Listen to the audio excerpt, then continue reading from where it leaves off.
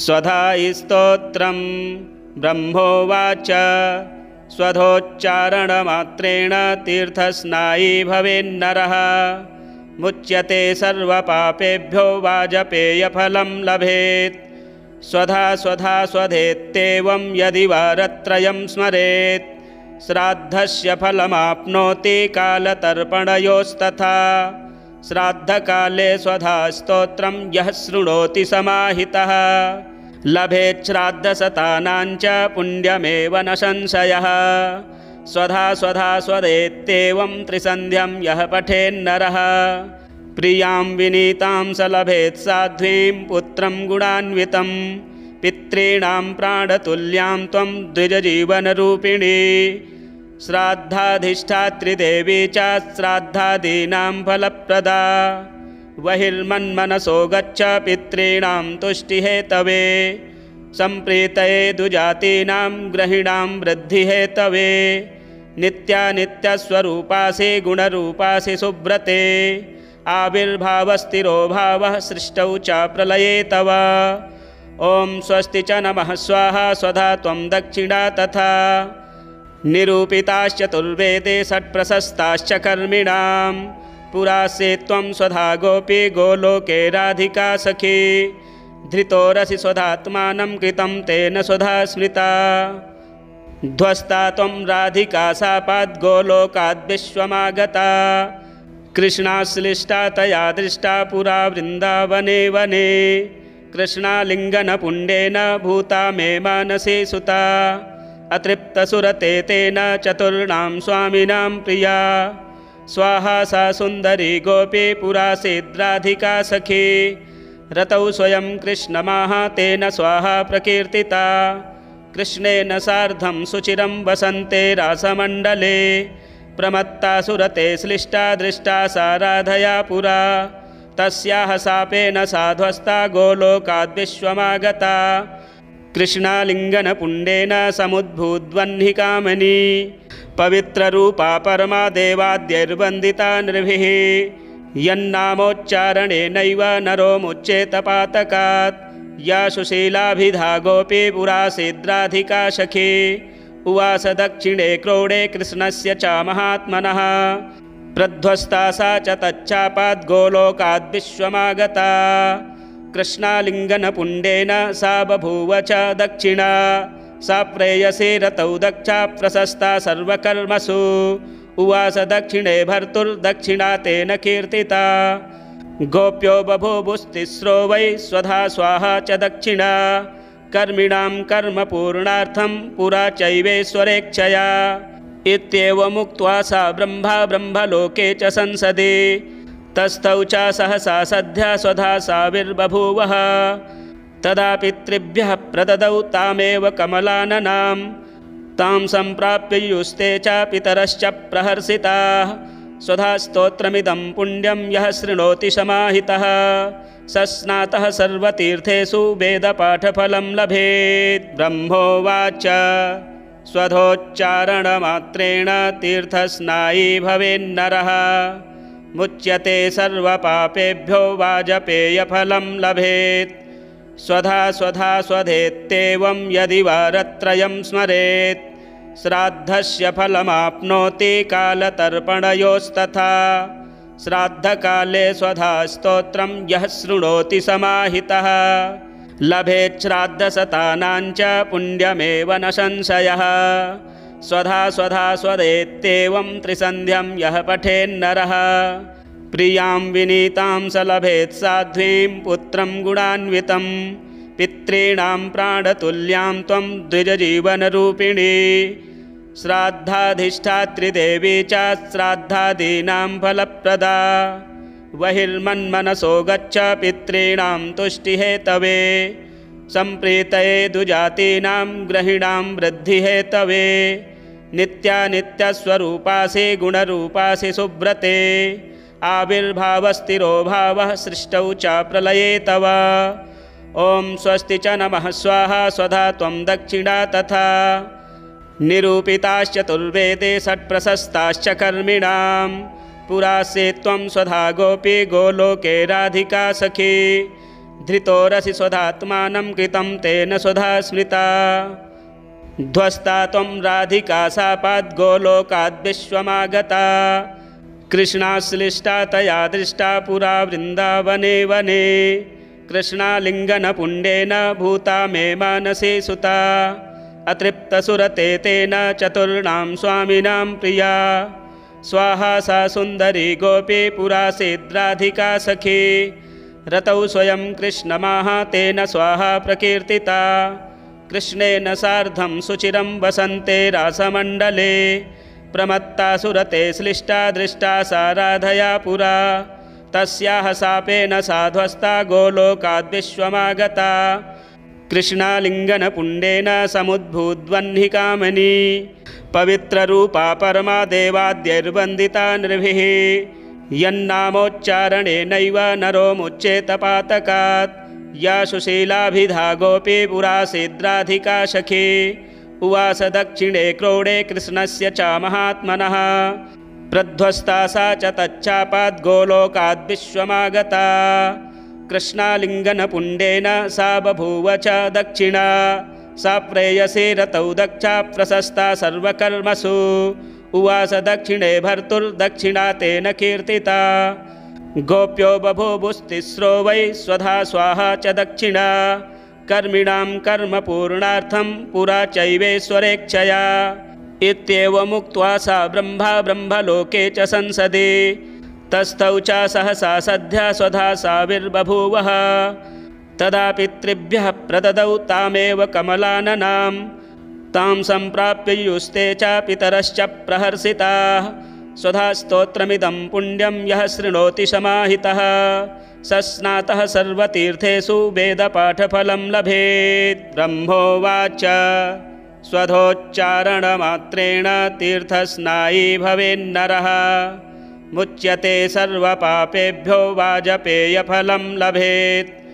स्वधा स्वधा स्वधेत्येवं यदि वारत्रयं स्मरेत् श्राद्धस्य फलमाप्नोति कालतर्पणयोस्तथा श्राद्धकाले स्वधा स्तोत्रं यः शृणोति समाहितः लभेत् श्राद्धशतानां च पुण्यमेव न संशयः स्वधा स्वधा स्वधेत्येवं त्रिसन्ध्यं यः पठेन्नरः प्रियां विनीतां स लभेत् साध्वीं पुत्रं गुणान्वितं पितॄणां प्राणतुल्यां त्वं द्विजजीवनरूपिणी श्राद्धाधिष्ठात्री देवी च श्राद्धादीनां फलप्रदा बहिर्मन्मनसो गच्छ पितॄणां तुष्टिहेतवे सम्प्रीतये दुजातीनां ग्रहिणां वृद्धिहेतवे नित्यानित्यस्वरूपासि गुणरूपासि सुव्रते आविर्भावस्थिरो भावः सृष्टौ च प्रलये तव ॐ स्वस्ति च नमः स्वाहा स्वधा त्वं दक्षिणा तथा निरूपिताश्चतुर्वेदे षट्प्रशस्ताश्च कर्मिणां पुरासे त्वं स्वधा गोपी गोलोके राधिका सखी धृतोरसि स्वधात्मानं कृतं तेन स्वधा स्मृता ध्वस्ता त्वं राधिका शापाद् गोलोकाद् विश्वमागता कृष्णाश्लिष्टा तया दृष्टा पुरा वृन्दावने वने कृष्णालिङ्गनपुण्डेन भूता मे मानसे सुता अतृप्तसुरते तेन चतुर्णां स्वामिनां प्रिया स्वाहा सा सुन्दरी गोपी पुरासीद्राधिका सखी रतौ स्वयं कृष्णमाहातेन स्वाहा प्रकीर्तिता कृष्णेन सार्धं सुचिरं वसन्ते रासमण्डले प्रमत्ता सुरते श्लिष्टा दृष्टा सा राधया पुरा तस्याः शापेन साध्वस्ता गोलोकाद् विश्वमागता कृष्णालिङ्गनपुण्डेन समुद्भूद्वह्निकामनी पवित्ररूपा परमा देवाद्यैर्वन्दिता नृभिः यन्नामोच्चारणेनैव नरो मुच्येत पातकात् या सुशीलाभिधा गोपी पुरासीद्राधिका सखी उवास दक्षिणे क्रोडे कृष्णस्य च महात्मनः प्रध्वस्ता सा च तच्चापाद् गोलोकाद् विश्वमागता कृष्णालिङ्गनपुण्डेन सा बभूव च दक्षिणा सा प्रेयसी रतौ दक्षा प्रशस्ता सर्वकर्मसु उवास दक्षिणे भर्तुर्दक्षिणा तेन कीर्तिता गोप्यो बभूवुस्तिस्रो वै स्वधा स्वाहा च दक्षिणा कर्मिणां कर्म पूर्णार्थं पुरा चैवेश्वरेच्छया इत्येवमुक्त्वा सा ब्रह्मलोके च संसदि तस्थौ च सहसा सद्या स्वधा साविर्बभूवः तदा पितृभ्यः प्रददौ तामेव कमलाननां तां सम्प्राप्य युस्ते च पितरश्च प्रहर्षिताः स्वधा स्तोत्रमिदं पुण्यं यः शृणोति समाहितः स स्नातः सर्वतीर्थेषु वेदपाठफलं लभेत्। ब्रह्मोवाच स्वधोच्चारणमात्रेण तीर्थस्नायी भवेन्नरः मुच्यते सर्वपापेभ्यो वाजपेयफलं लभेत्।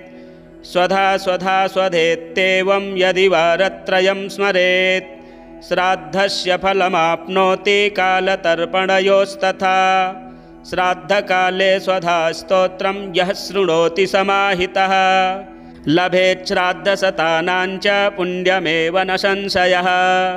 स्वधा स्वधा स्वधेत्येवं त्रिसन्ध्यं यः पठेन्नरः प्रियां विनीतां स लभेत् साध्वीं पुत्रं गुणान्वितं पितॄणां प्राणतुल्यां त्वं द्विजजीवनरूपिणी श्राद्धाधिष्ठात्री देवी च श्राद्धादीनां फलप्रदा बहिर्मन्मनसो गच्छ पितॄणां तुष्टिहेतवे सम्प्रीतये दुजातीनां ग्रहिणां वृद्धिहेतवे नित्यानित्यस्वरूपासि गुणरूपासि सुव्रते आविर्भावस्थिरो भावः सृष्टौ च प्रलये तव। ॐ स्वस्ति च नमः स्वाहा स्वधा त्वं दक्षिणा तथा निरूपिताश्चतुर्वेदे षट्प्रशस्ताश्च कर्मिणां पुरासे त्वं स्वधा गोपी गोलोके राधिका सखी धृतोरसि स्वधात्मानं कृतं तेन स्वधा स्मृता ध्वस्ता त्वं राधिका शापाद् गोलोकाद् विश्वमागता कृष्णाश्लिष्टा तया दृष्टा पुरा वृन्दावने वने कृष्णालिङ्गनपुण्डेन भूता मे मानसे सुता अतृप्तसुरते तेन चतुर्णां स्वामिनां प्रिया स्वाहा सा सुन्दरी गोपी पुरासीद्राधिका सखी रतौ स्वयं कृष्णमाह तेन स्वाहा प्रकीर्तिता कृष्णेन सार्धं सुचिरं वसन्ते रासमण्डले प्रमत्ता सुरते श्लिष्टा दृष्टा सा राधया पुरा तस्याः शापेन साध्वस्ता गोलोकाद् विश्वमागता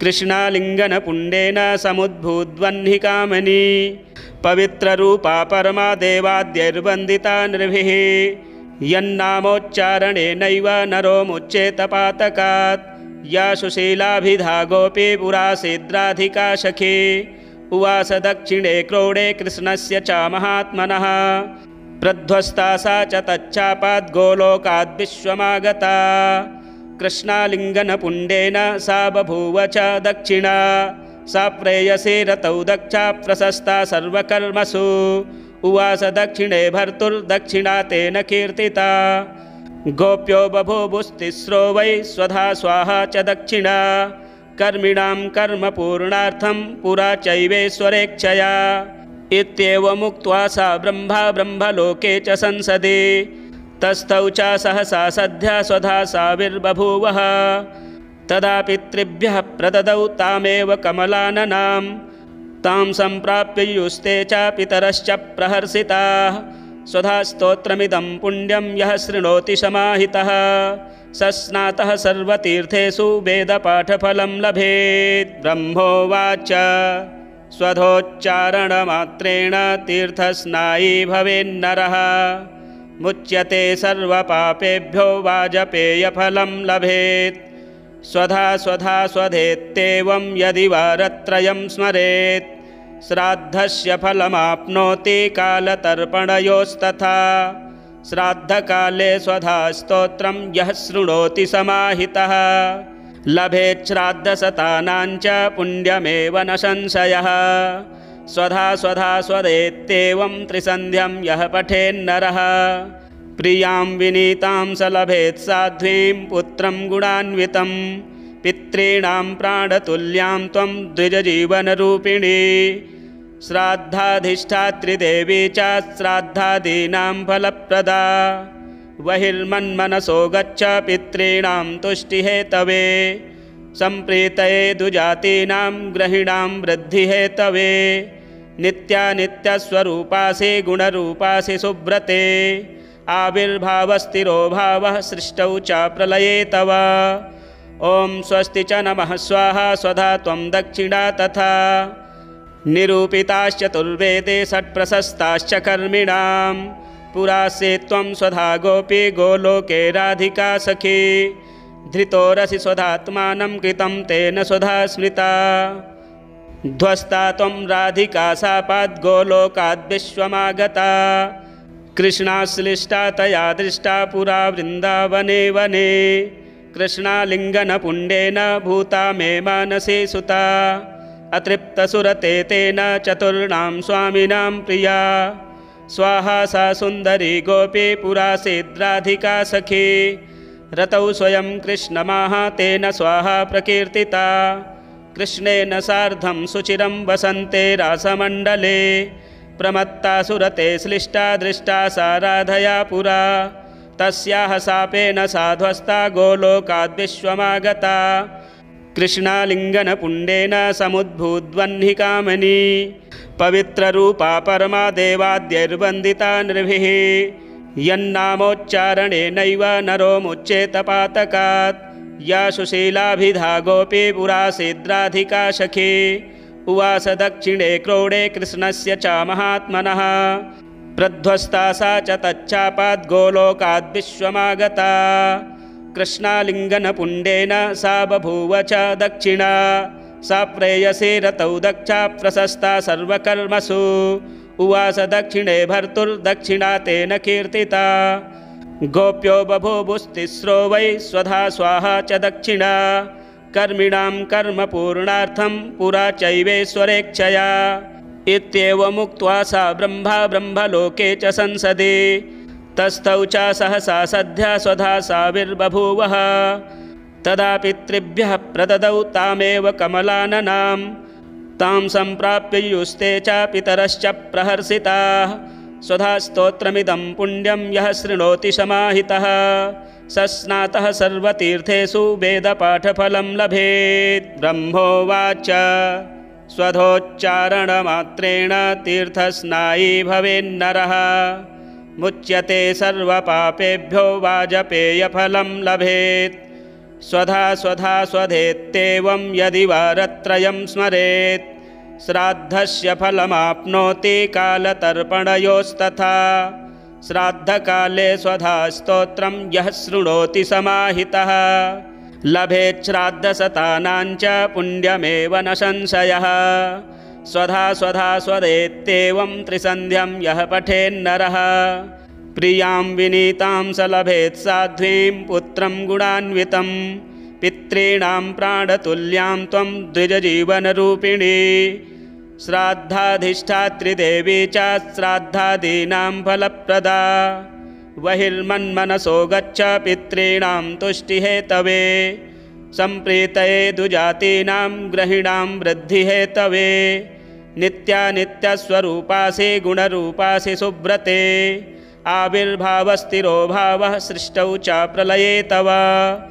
ॐ स्वस्ति च नमः स्वाहा स्वधा त्वं दक्षिणा तथा निरूपिताश्चतुर्वेदे षट्प्रशस्ताश्च कर्मिणां पुरासे त्वं स्वधा गोपी गोलोके राधिका सखी धृतोरसि स्वधात्मानं कृतं तेन स्वधा स्मृता ध्वस्ता त्वं राधिका शापाद् गोलोकाद् विश्वमागता कृष्णाश्लिष्टा तया दृष्टा पुरा वृन्दावने वने कृष्णालिङ्गनपुण्डेन भूता मे मानसे सुता अतृप्तसुरते तेन चतुर्णां स्वामिनां प्रिया स्वाहा सा सुन्दरी गोपी पुरासीद्राधिका सखी रतौ स्वयं कृष्णमाह तेन स्वाहा प्रकीर्तिता कृष्णेन सार्धं सुचिरं वसन्ते रासमण्डले प्रमत्ता सुरते श्लिष्टा दृष्टा सा राधया पुरा तस्याः शापेन साध्वस्ता गोलोकाद् विश्वमागता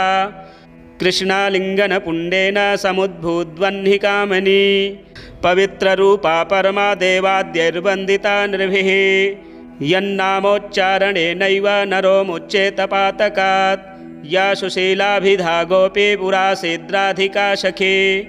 उवास दक्षिणे क्रोडे कृष्णस्य च महात्मनः। प्रध्वस्ता सा च तच्चापाद्गोलोकाद् विश्वमागता। कृष्णालिङ्गनपुण्डेन सा बभूव च दक्षिणा। सा प्रेयसी रतौ दक्षा प्रशस्ता सर्वकर्मसु।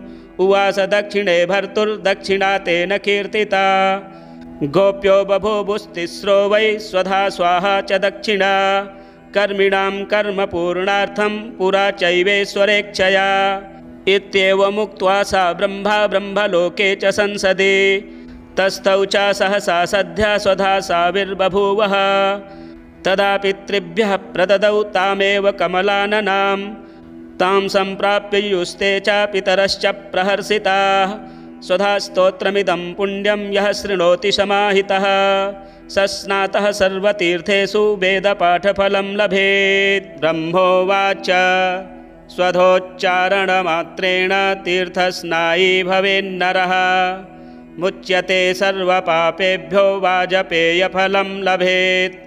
स्वधा स्वधा स्वधेत्येवं यदि वारत्रयं स्मरेत्। श्राद्धस्य फलमाप्नोति कालतर्पणयोस्तथा। श्राद्धकाले स्वधा स्तोत्रं यः शृणोति समाहितः। लभेत् श्राद्धशतानां च पुण्यमेव न संशयः। स्वधा स्वधा स्वधेत्येवं त्रिसन्ध्यं यः पठेन्नरः। प्रियां विनीतां स लभेत् साध्वीं पुत्रं गुणान्वितं। पितॄणां प्राणतुल्यां त्वं द्विजजीवनरूपिणी। श्राद्धाधिष्ठात्री देवी च श्राद्धादीनां फलप्रदा। बहिर्मन्मनसो गच्छ पितॄणां तुष्टिहेतवे। सम्प्रीतये दुजातीनां ग्रहिणां वृद्धिहेतवे। नित्यानित्यस्वरूपासि गुणरूपासि सुव्रते। आविर्भावस्थिरो भावः सृष्टौ च प्रलये तव। ॐ स्वस्ति च नमः स्वाहा स्वधा त्वं दक्षिणा तथा। निरूपिताश्चतुर्वेदे षट्प्रशस्ताश्च कर्मिणां। पुरासे त्वं स्वधा गोपी गोलोके राधिका सखी। धृतोरसि स्वधात्मानं कृतं तेन स्वधा स्मृता। ध्वस्ता त्वं राधिका शापाद्गोलोकाद् विश्वमागता। कृष्णाश्लिष्टा तया दृष्टा पुरा वृन्दावने वने। कृष्णालिङ्गनपुण्डेन भूता मे मानसे सुता।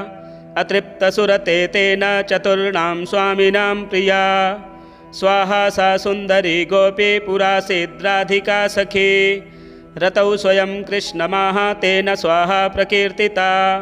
कृष्णेन सार्धं सुचिरं वसन्ते रासमण्डले।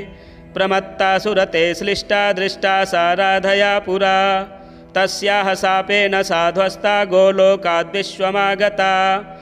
कृष्णालिङ्गनपुण्डेन समुद्भूद्वह्निकामनी। पवित्ररूपा परमा देवाद्यैर्वन्दिता नृभिः। यन्नामोच्चारणेनैव नरो मुच्येत पातकात्। या सुशीलाभिधा गोपी पुरासीद्राधिका सखी। उवास दक्षिणे क्रोडे कृष्णस्य च महात्मनः।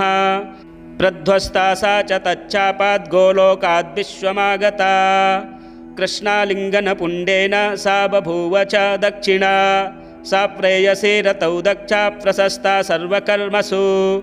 उवास दक्षिणे भर्तुर्दक्षिणा तेन कीर्तिता। गोप्यो बभूवुस्तिस्रो वै स्वधा स्वाहा च दक्षिणा। कर्मिणां कर्म पूर्णार्थं पुरा चैवेश्वरेच्छया। इत्येवमुक्त्वा सा ब्रह्मलोके च संसदि। तस्थौ च सहसा सद्या स्वधा साविर्बभूवः। तदा पितृभ्यः प्रददौ तामेव कमलाननां।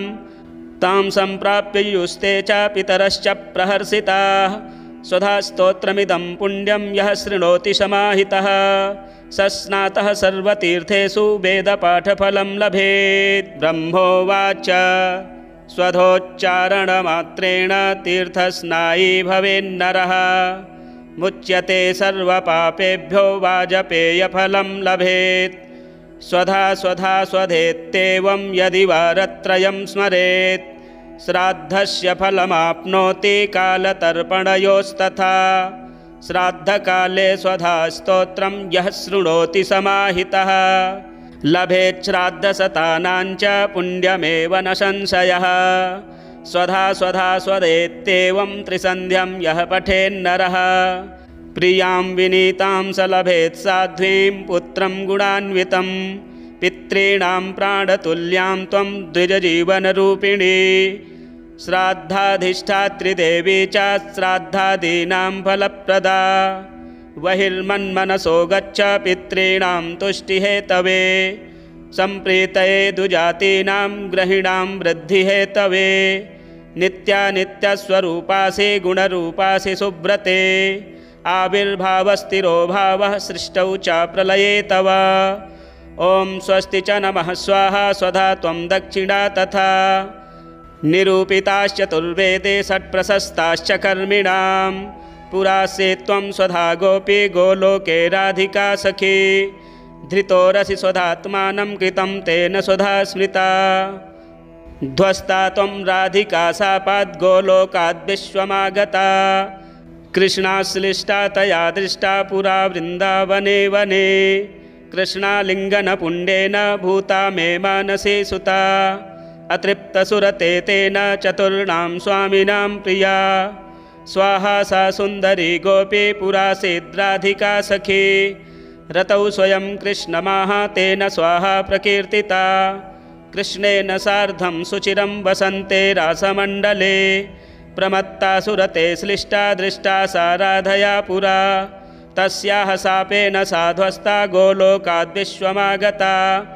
कृष्णालिङ्गनपुण्डेन समुद्भूद्वह्निकामनी पवित्ररूपा परमा देवाद्यैर्वन्दिता नृभिः यन्नामोच्चारणेनैव नरो मुच्येत पातकात् या सुशीलाभिधा गोपी पुरासीद्राधिका सखी उवास दक्षिणे क्रोडे कृष्णस्य च महात्मनः प्रध्वस्ता सा च तच्चापाद् गोलोकाद् विश्वमागता कृष्णालिङ्गनपुण्डेन सा बभूव च दक्षिणा सा प्रेयसी रतौ दक्षा प्रशस्ता सर्वकर्मसु उवास दक्षिणे भर्तुर्दक्षिणा तेन कीर्तिता गोप्यो बभूवुस्तिस्रो वै स्वधा स्वाहा च दक्षिणा कर्मिणां कर्मपूर्णार्थं पुरा चैवेश्वरेच्छया इत्येवमुक्त्वा सा ब्रह्मलोके च संसदि तस्थौ च सहसा सद्या स्वधा साविर्बभूवः तदा पितृभ्यः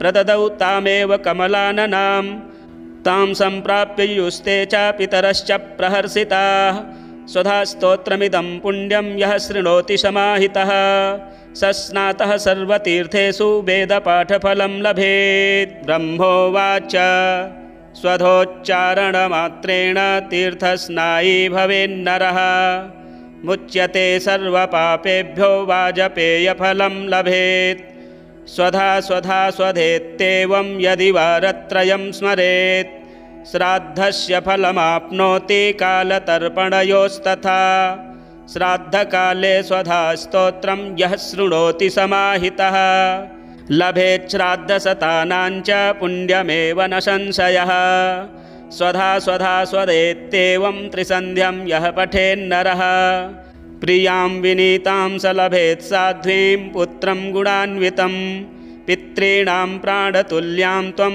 द्विजजीवनरूपिणी श्राद्धाधिष्ठात्री देवी च श्राद्धादीनां फलप्रदा बहिर्मन्मनसो गच्छ पितॄणां तुष्टिहेतवे सम्प्रीतये दुजातीनां ग्रहिणां वृद्धिहेतवे नित्यानित्यस्वरूपासि गुणरूपासि सुव्रते आविर्भावस्थिरो भावः सृष्टौ च प्रलये तव।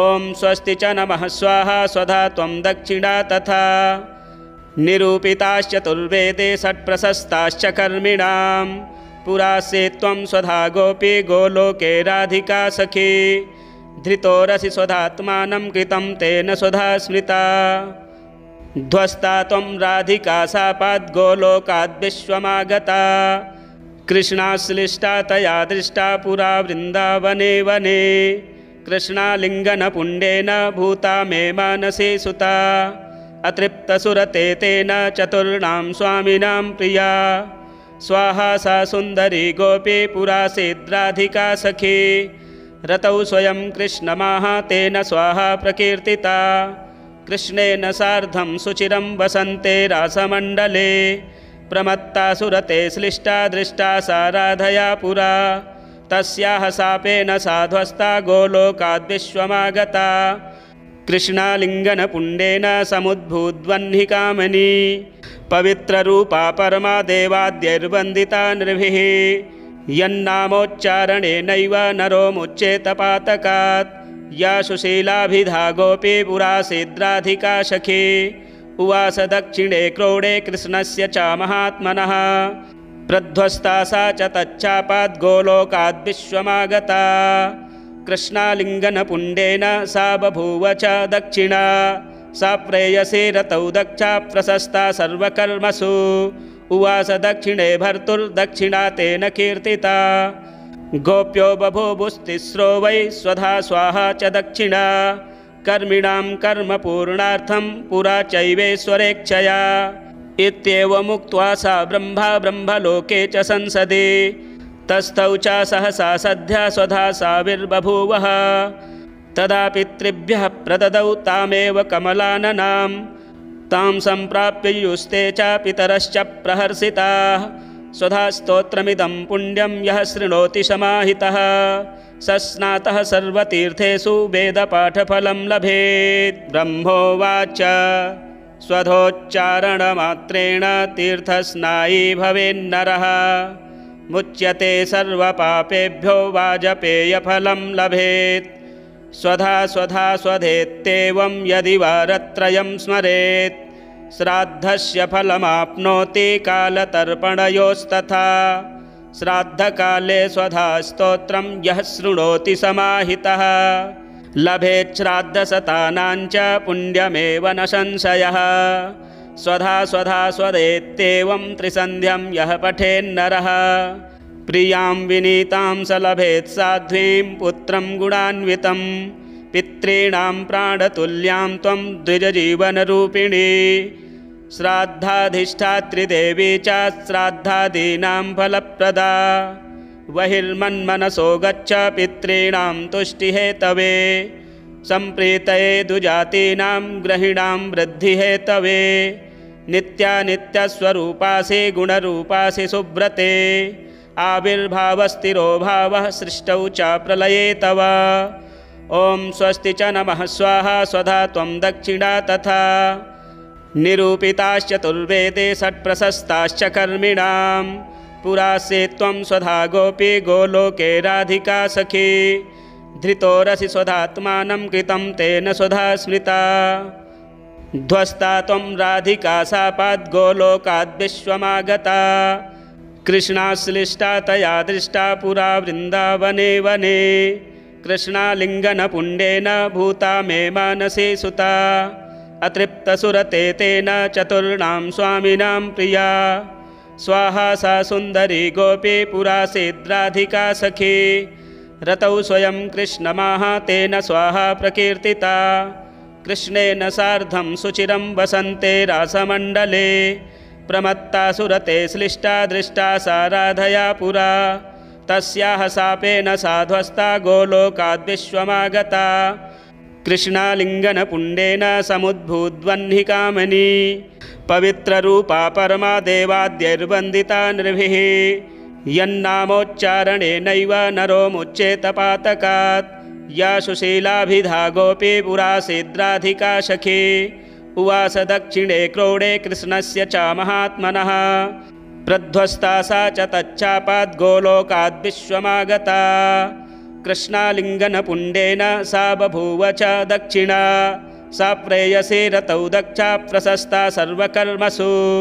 उवास दक्षिणे भर्तुर्दक्षिणा तेन कीर्तिता गोप्यो बभूवुस्तिस्रो वै स्वधा स्वाहा च दक्षिणा कर्मिणां कर्म पूर्णार्थं पुरा चैवेश्वरेच्छया इत्येवमुक्त्वा सा ब्रह्मलोके च संसदि तस्थौ च सहसा सद्या स्वधा साविर्बभूवः तदा पितृभ्यः प्रददौ तामेव कमलाननां तां सम्प्राप्य युस्ते च पितरश्च प्रहर्षिताः स्वधा स्तोत्रमिदं पुण्यं यः शृणोति समाहितः स स्नातः सर्वतीर्थेषु वेदपाठफलं लभेत्। ब्रह्मोवाच स्वधोच्चारणमात्रेण तीर्थस्नायी भवेन्नरः मुच्यते सर्वपापेभ्यो वाजपेयफलं लभेत्। स्वधा स्वधा स्वधेत्येवं यदि वारत्रयं स्मरेत् श्राद्धस्य फलमाप्नोति कालतर्पणयोस्तथा। श्राद्धकाले स्वधा स्तोत्रं यः शृणोति समाहितः लभेत् श्राद्धशतानां च पुण्यमेव न संशयः।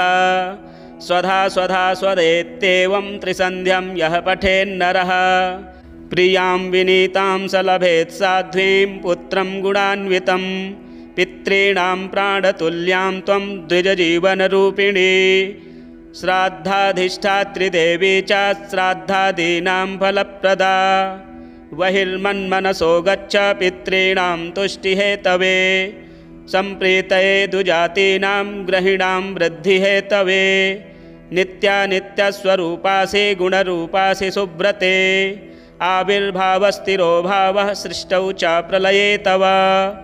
ॐ स्वस्ति च नमः स्वाहा स्वधा त्वं दक्षिणा तथा।